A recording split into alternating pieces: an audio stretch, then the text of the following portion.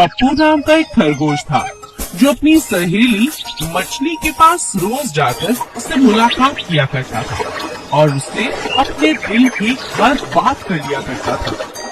एक दिन खरगोश जब अपनी मछली से मिलने के लिए जा रहा था तब रास्ते में उसने हाथी से सुना, अरे पप्पू कहाँ जा रहे हो? सुनो सुनो, जंगल में प्रतियोगिता होने वाली है। दुआ करना कि ये प्रतियोगिता मैं ही जीतूं। पप्पू ये बात सुनकर बहुत खुश हो जाता है और कहता है, हाँ क्यों नहीं, करूँ। पप्पू अपने दोस्त से मिलने के लिए आगे बढ़ता है। तब रास्ते में उसे लोमड़ी मिलती है। अरे अरे अरे अरे पप्पू, भगवान तुम्हारी बात जरूर सुनेगा। तुम दुआ करना कल की प्रतियोगिता में मैं ही जीतूं। पप्पू हंसते हुए लोमड़ी से कहता है, हाँ क्यों नहीं, जरूर जरूर। ऐसा कहते हुए पप्पू आगे बढ़ता जाता है। रास्ते में उसे कई जानवर मिले, लेकिन सभी अपने जीतने की बात पप्पू से कह रहे थे। कोई पप्पू से ये नहीं कह रहा था कि पप्पू उस प्रतियोगिता में भाग क्यों नहीं ले रहा। इस बात से पप्पू बहुत परेशान था। जब वो अपनी दोस्त मछली के पास पहुंचता है तो जोर जोर से रोने लगता है।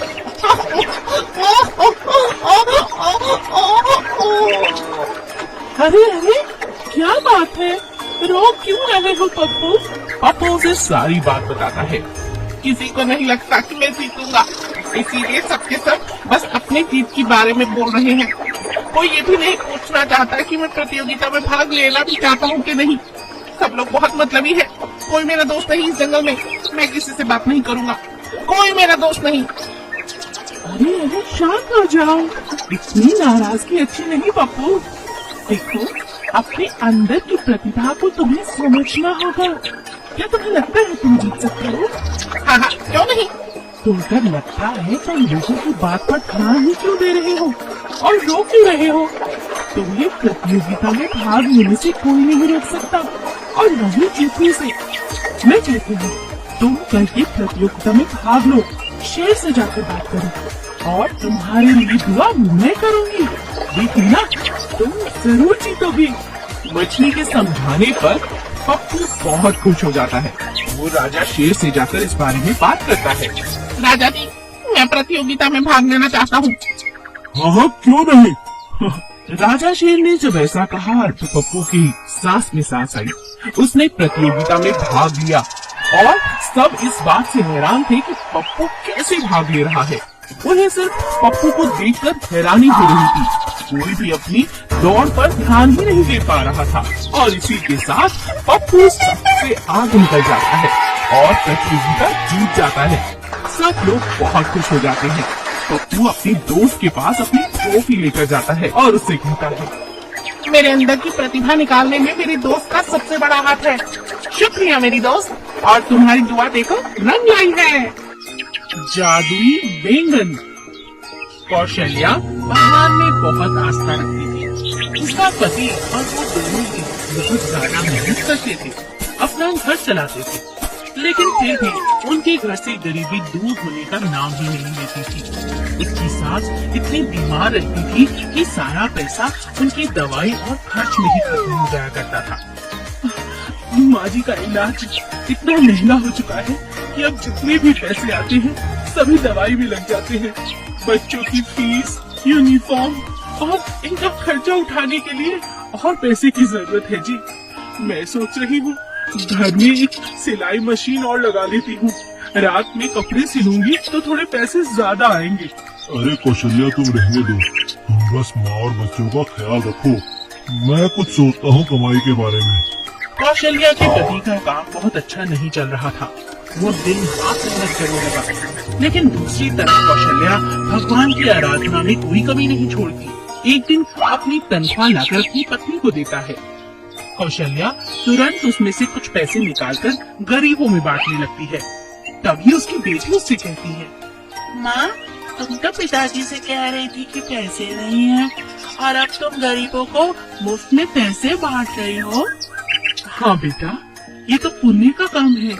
चाहे हमारे पास कम पैसे हो या ज्यादा, हमें हमेशा मदद के लिए हाथ बढ़ाना चाहिए। और हाँ, याद रखना, अगर हम दूसरों की मदद करेंगे तो भगवान हमारी मदद करेगा बेटा। कौशल्या का मन बहुत साफ था। भगवान की कृपा से एक दिन सब्जी लेते हुए उसे 2 चमकते हुए बैंगन नजर आए। वो उन्हें खरीदकर अपने घर ले आती है। कौशल्या जैसे ही दरवाजे के अंदर घुसती है, उसके दोनों बच्चे लड़ते हुए नजर आते हैं। अरे अरे अरे, इसने मेरा खिलौना लिया, नहीं इसने तोड़ा है मेरा खिलौना। अरे अरे, लड़ते क्यों हो? नया खिलौना मैं ला देती हूँ। इतना कहते ही अचानक ढेरों नए खिलौने उनके घर में आ जाते हैं। यह देखकर सब हैरान रह जाते हैं। माँ, ये बैंगन के जादुई है, इनके आते ही खिलौने भी आ गए।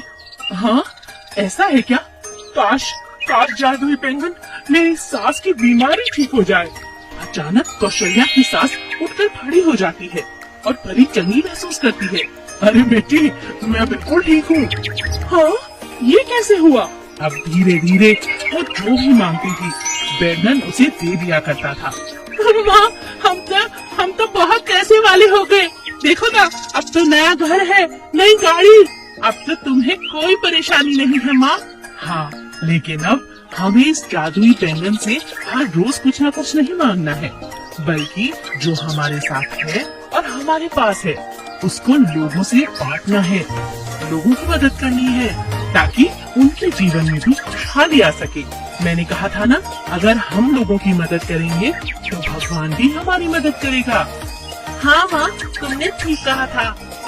अब कौशल्या अपने परिवार के साथ खुशी खुशी रहने लगती है। घोड़ा और लंबी पैरों वाली बकरी को जादुई पेड़ का आशीर्वाद। चुनारपुर जंगल में सभी जानवर बड़ी खुशी खुशी रहा करते थे। वो सभी आपस में मिलजुल कर खेलते, साथ मिलकर खाते और साथ मिलकर मस्ती किया करते थे।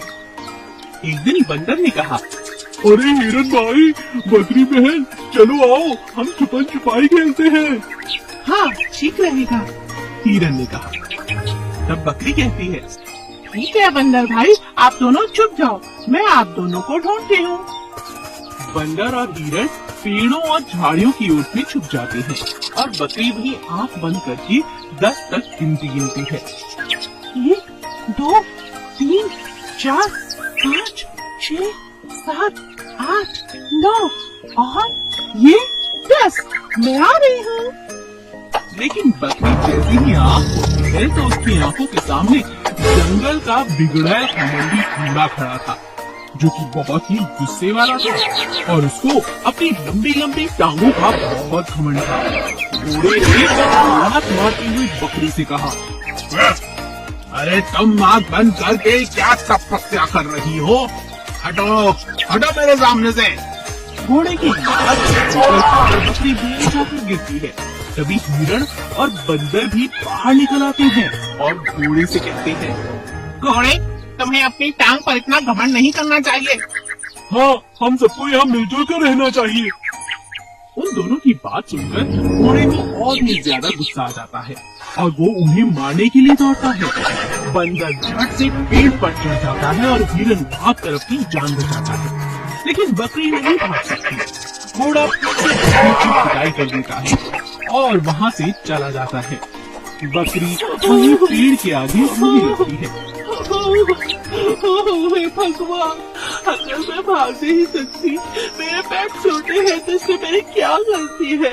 आप मुझे ताकत दीजिए ताकि मैं इस घोड़े को सबक सिखा सकूं। तभी अचानक पेड़ के ऊपर से कुछ पत्तियां नीचे गिर जाती है और पेड़ से आवाज आती है, बकरी, मैं जादुई पेड़ हूँ, तुम मेरे नीचे गिरी हुई पत्तियों को खा लो, इससे तुम वो ताकत ले आओगी जो तुम चाहती हो। क्या ये सच है? बकरी ऐसा कहते हुए नीचे गिरी हुई पेड़ की पत्तियों को खा लेती है और पत्तियां खाते ही उसकी टांगे एकदम घोड़े सी लंबी और ताकतवर हो जाती है। ये चमत्कार देखकर बंदर पेड़ से नीचे उतर जाता है और हिरन भी वहाँ वापस लौट आता है और वो तीनों बिगड़ैल घोड़े की तलाश में जंगल में निकल जाते हैं। थोड़ी दूर जाने पर वो देखते हैं कि घोड़ा एक छोटे से चूहे को बहुत तंग कर रहा था। तब बकरी उससे कहती है, घोड़े, इस चूहे को छोड़ दो, हिम्मत है तो मुझसे लड़ो। घोड़ा बकरी से कहता है, अच्छा, पिछली पिटाई भूल गई क्या? थोड़ी देर पहले की ही तो बात है। जैसे ही घोड़ा आक्रमण करता है तो बकरी उसे अपनी लंबी टांगों से मार मार के नीचे गिरा देती है और घोड़ा बकरी से माफी मांगता है और कसम खाता है कि वो फिर कभी ऐसे किसी को भी तंग नहीं करेगा। अरे बस, मैं किसी को परेशान नहीं करूंगा, वादा करता हूँ। बकरी की लंबी टांगों के कारण जंगल को घोड़े के आतंक से छुटकारा मिल जाता है और जंगलवासी एकदम खुशहाल रहने लगे।